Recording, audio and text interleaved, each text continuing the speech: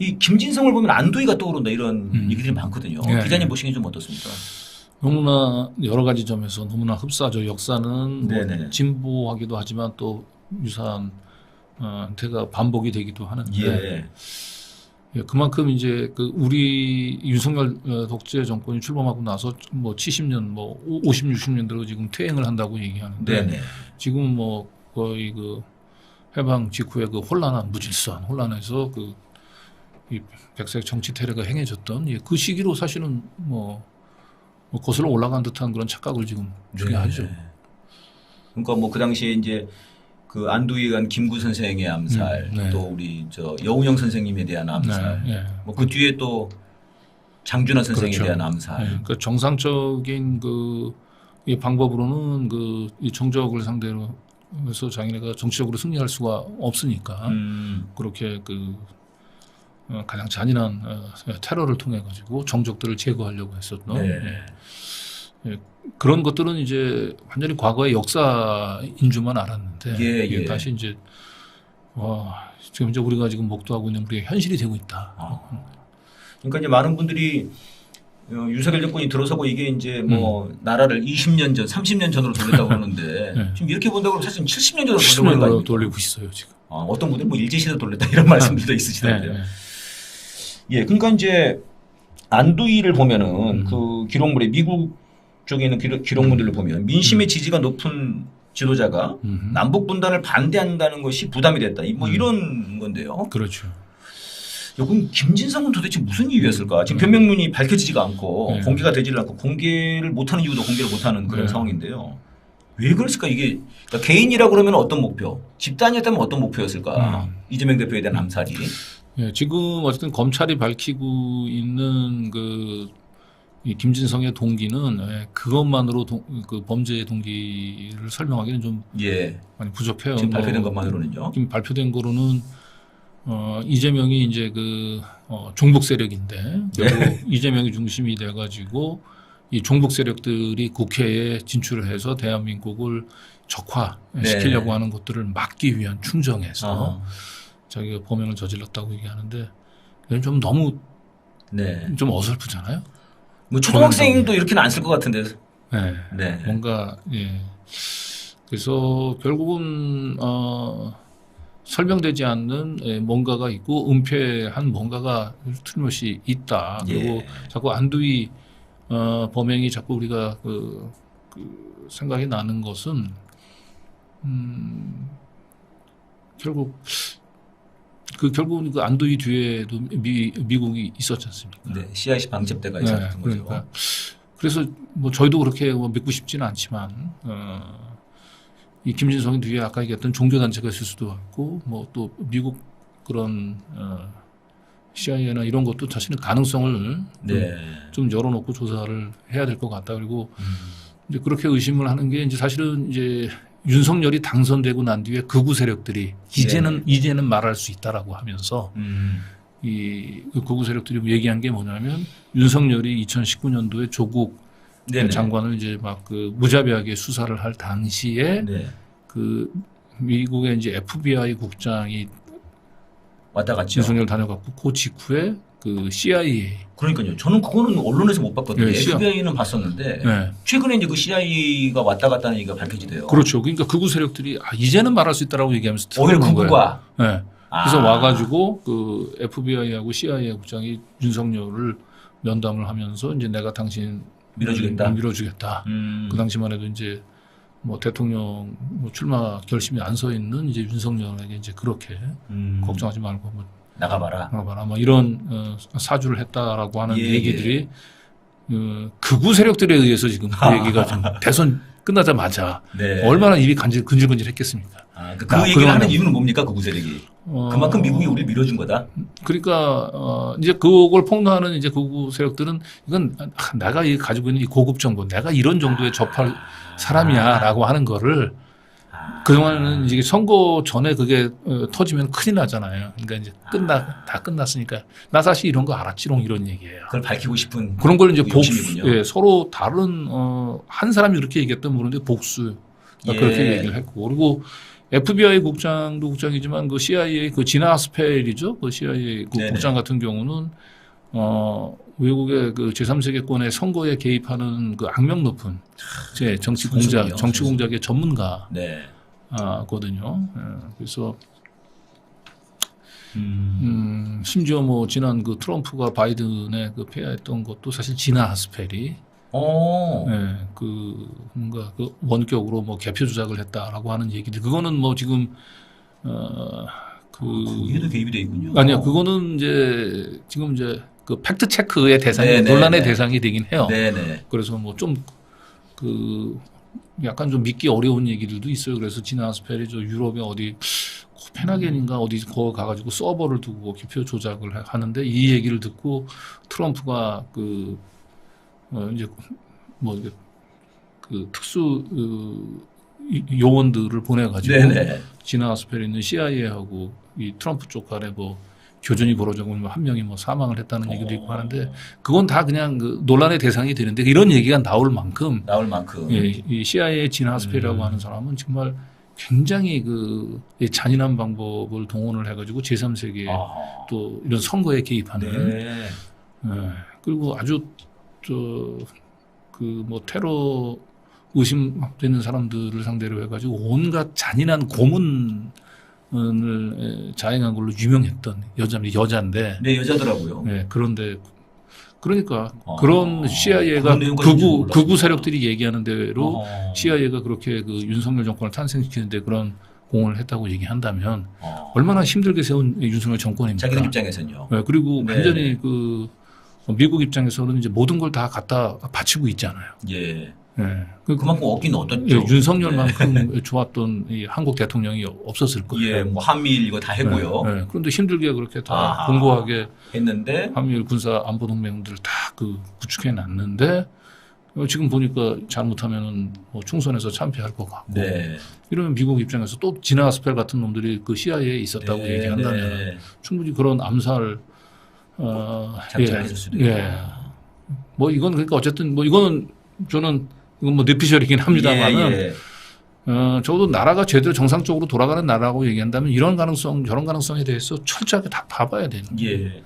아니 저도 그 기자님 말씀 듣고 좀 그 당시 생각이 드는 것이요. 저는 이제 CIA가 왔다 갔다 한 건 몰랐고요. 당시에 FBI가 왔다 간 건 사진에 나왔거든요. 기사에. FBI는 왔다 간 건 맞아요. 딱 저도 그걸 봤어요. 보고 이상했던 것은 그리고 나서 곧바로 윤석열이 청와대를 엄청나게 압수수색을 했습니다. 그때. 그렇죠. 그리고 나서 그 다음에 3월인가가 우리가 총선이었거든요. 네네. 총선인데 미국 국무부에서 뭘 발표하냐면은 한국의 부패의 최고봉은 조국이다. 이걸 발표를 해서 야, 이거 이상한 애들이네. 윤석열을 밀려고 작정을 했나 그런 생각이 들었거든요. 그 당시에. 그렇죠. 그게 좀 이상하고 또 지금 이제 이게 미국과 관련돼서 좀 많은 분들이 얘기하는 것 중에 하나는 지금 미국 대사로 와 있는 그 필립 골드버그가 이 중동이 아니고 중남미 쪽에서 그 나라의 그 정권을 좀 뒤집어 엎어보려고 그런 공작을 하다가 쫓겨났더만요. 이 사람이. 네, 그러니까요. 그러니까 이런 사람들이 지금 다 와 있으니까 네, 한국에. 경교롭죠. 참 경교롭네요 진짜. 네, 경교롭. 이게 만약에 기자님 이게 이번 암살이 만약에 성공했다 그러면은 어떻게 됐을까요 한국 정치가 지금? 그러니까 다시 70년 전으로 돌아가는 거죠. 결국은 이 공포 정치가 시작이 되는 거고 결국 우리가 힘들게 쟁취했던 네. 그 민주주의 그 시스템 자체가 다 무너지는 거죠. 예. 네. 다시 70년 전으로 돌아가는 겁니까? 70년 전으로. 아니 전두환 그 박정희 정권 때도 이렇게 그 뭐 정치 깡패들을 동원을 하기는 했지만은 네. 이렇게 직접 그 백주 대낮에 정적들을 칼을 들고 와서 죽이고 이런 일은 안 했잖아요. 예, 그렇죠. 감히 그렇게까지는 못했죠, 진짜. 그러니까 형식적으로 민주주의를 진짜 존중을 했죠. 네. 그러니까 우리가 힘들게 쌓아 올렸던 민주주의의 그 기본적인 시스템, 믿음 뭐 이런 것들이 한꺼번에 그 다 무너져 내리면서 우리는 진짜 이 무법천지의 정글로 변할 수도 있는 거죠. 우리가 남미처럼 뭐 선거 그 극우 세력들이 결국은 자기네 뜻이 제대로 관철되지 않을 것 같으면 정적들을 뭐 총으로 쏘거나 칼로 찌르거나 뭐 이런. 그러니까 기자님도 그 아까 뭐 제가 이제 방송 직전에 말씀을 나눴습니다만 87년 당시에 대학교 2학년이셨고 네. 정말 민주주의를 위해서 한국에 정말 수없이 많은 분들이 돌아가시고 촛불을 그럼요. 들고 그렇게 해서 사실 이만큼 이뤄낸 거 아닙니까? 한국의 그런 민주주의가. 그런 거죠. 그런데 이렇게 뭐 한나라의 야당 대표를 칼로 찔러 죽이려고 하고 뭐 한나라의 뭐 소위 영분이라고 하는 작자는 명품 가방을 백으로 받고 있고 이런 후진국 중에 후진국 아닙니까? 근데 제가 궁금한 거는 어떻게 한 민주주의가 쌓을린 이 노력들이 한꺼번에 이렇게 물거품이 될 수 있는지 이렇게 허약한 거였나 한국의 민주주의가 이게 좀 궁금합니다 진짜. 네. 그래서 어떻게 보십니까? 저는 그 윤석열 정권이 뭐 그 출범하고 난 뒤에 그 민주주의라고 얘기하는 부분들이 우리가 민주주의를 만들어가는 과정도 중요하겠지만 민주주의를 지키는 것도 대단히 중요하다. 그리고 민주주의는 그냥 우리에게 거저 주어지는 것이 아니고 그리고 민주주의를 시스템을 지키는 것도 사실 대단히 중요한 과정이라고 얘기하는 거. 민주주의라고 하는 건 거저 얻어지지 않는다라고 얘기하는 그 교훈을 네네. 우리가 지금 이제 윤석열 정권을 통해서 지금 좀 값비싼 대가를 치르면서 뭐 그래도 교훈이라도 얻을 수 있으면 그런 교훈 얻는 게 아닌가. 예. 그 민주주의에 다다르기도 어렵지만 지키기도 어려운 거군요. 네. 거기에도 참 피와 땀이 또 흘러야 되는 거군요. 네. 네. 그래서 많은 분들이 좀 또 촛불 집회를 하시고 또 이렇게 강정구 기자님처럼 유튜버 분들이 계시는 게 아닌가 싶습니다. 그러니까 이 안두희와 김진성의 이게 비교 얘기를 나오다 보면은 안두희가 감옥에 있을 때도 그냥 아예 호화롭게 살았고요. 나온 다음에도 무슨 뭐 일본의 테러 같은 데도 가담을 하고 뭐 군납 사업까지 하고 뚱뚱거리면서 살았다고 하더라고요. 그 이번에도 지금 특사로 뭐 죄인들을 그냥 다 내보내라고 하지 않습니까? 그렇죠. 그래서 뭐 3.1절 때는 뭐 지금 장모까지도 내보낸다는 얘기가 있는데요. 그렇죠. 이렇게 되면은 김진성도 그냥 흐지부지 아까 말씀하신 것처럼 뭐 공직선거법 뭐 거기에 조금 뭐 그건 무죄네 뭐 이러면서 네, 공직선거법 무죄고 결국 이제 김진성을 약간 이제 그 과대망상증 환자 비슷하게 몰고 갈 수도 있어요. 그래서 이 사람은 그 정상적인 사고를 하는 사람이 아니고 약간 그 뭔가 그 이 환각 속에 정치적 환각 속에 이런 범행을 저지른 것이다라고 얘기하고 뭐 김진성이 이제 뭐 지금은 이제 구속영장 심시 받을 때까지만 해도 확신범이라고 얘기하지만 또 마지막에 선고를 받을 때는 이제 자신의 뭐 죄를 뉘우친다든지 뭐 이런 식으로 그 눈물 쇼를 해서 또 감형을 해주고 뭐 그렇게 해서 뭐 풀려날 수도 있지 않을까. 그러게 말입니다. 네. 이제 마무리로 해가야 될 것 같은데요. 정말 이게 철저하게 진상규명을 하고 뭐 정말 국정조사를 할지 특검을 해야 될 사안인데 좀 정치권도 너무 조용하고요. 그것도 좀 답답합니다. 저는 민주당에도 좀 이게 좀 답답한데요. 그리고 언론은 그냥 아예 그냥 다 지워버렸습니다. 언론은 지금 뭐 한동훈 저 얼굴에 묻은 연탄 쟤보다도 못한 놈들이 됐습니다. 지금 어쩌면 이럴 수가 있는 거죠, 언론이 지금. 한 달밖에 되지 않는 사건인데요. 그거에 대해서 뭐 이제 기존 언론에 대해서 가장 할 말이 많으신데 기자님께서. 그렇죠. 그러니까 지금 이게 그 백주 대낮에 제1야당 그 대표를 상대로 테러진 그 테러거든요. 그런데 지금 국정원이 지금 이 사건을 테러로 지금 결론 짓고 있지 않아요. 만약에 이 사건을 테러라고 성격 규정을 해버리게 되면은 공식적으로 테러가 되면은 공소시효가 없어진다는 거. 사실 이제 공범들과는 이제 평생 언제 이제 그게 바뀔지 모르기 때문에 발 뻗고 잘 수가 없겠죠.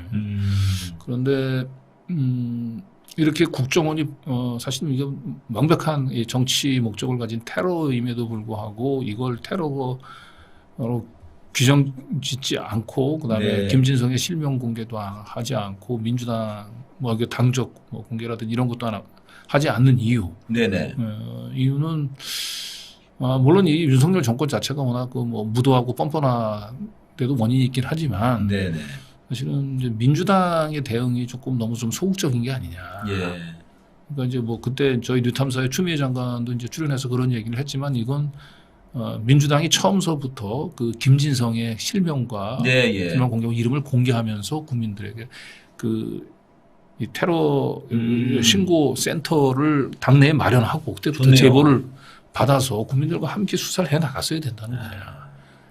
근데 사실은 민주당이 그렇지 못했죠. 그렇지 못했죠. 그리고 그 경찰이나 검찰 수사 과정에서 허다하게 공범의 존재를 밝힐 수 있는 많은 단서들이 드러나고 그 부분들에 대해서 지금 경찰이 은폐하고 있다라고 저희가 많은 시민들이 유튜브를 중심으로 해서 함께 수사를 했는데 계속 그 민주당은 그냥 초기 그 범행 직후에 그 불청소, 그다음에 그 이 상처 부위를 좀 지나치게 좀 축소시킨 거.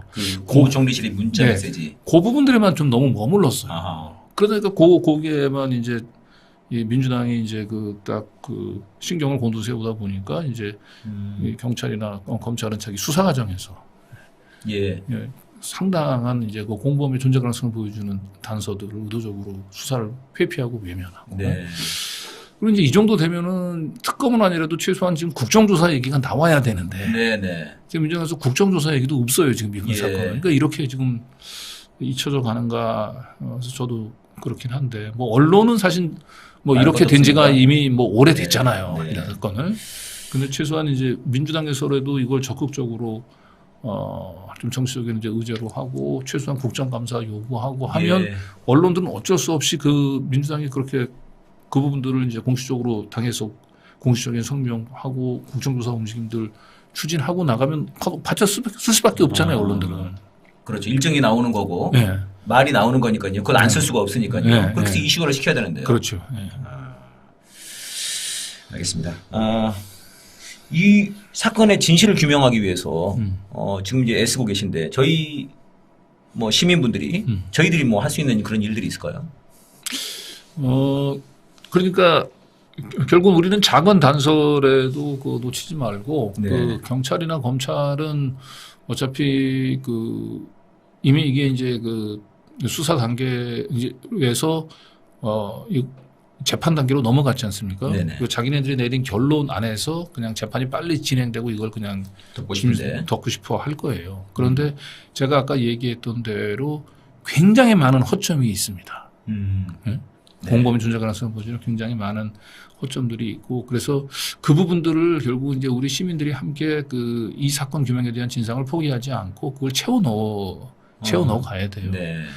뭐 단적으로 예를 든다면은 김진성이 이제 범행 당일날 이제 부산에 내려와 가지고 이제 지하철과 택시를 이용을 해 가지고 이제 가덕도 입구까지 오거든요. 가덕도 입구에서 벤츠 차주하고 만나서 이제 숙소로 이동한단 말이에요. 그런데 지금 검찰 발표를 이제 보게 되면은 아까